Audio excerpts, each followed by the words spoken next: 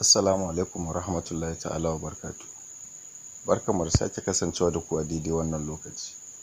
Idan yau ne farin zuwanka, muna so ka danna mana subscribe, sannan ka danna alamar ƙararrawa domin an ɗora sabbin shirye-shirye a ringa sanar da kai. Sannan idan wannan bidiyo ya burge ka, muna so ka mana like. Mun gode. Bidiyon mu na yau zai yi nuni ne game da yadda ake mai da Chrome dark mode. Farko bari mu je kan browser tamu ta Chrome. Za mu shige ta kamar haka.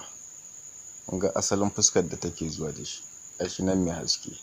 To ga nan ɗigo-ɗigo guda uku daga sama, sai mu taɓa shi.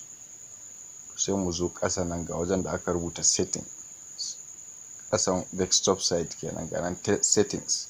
Sai mu taɓa settings. Daga nan sai mu ƙara yin ƙasa. To ga wajen da aka rubuta themes, sai mu taɓa. Bayan mun taɓa, kun gan su ga sunan zaɓi ne guda biyu, da light da dark.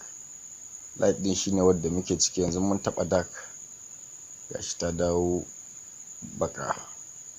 Mun gode da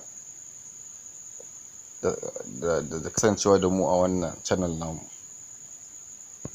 Muna ƙara muku tuni da kalmar nan ta subscribe in ka manta ba kai ba, sannan a mana sharing saboda wasu su amfana da shi. Mun gode. Ku ci gaba da kasancewa da mu domin za mu ci gaba da kawo muku sabbin shirye-shirye wadda za su ci gaba da burge ku. Mun gode.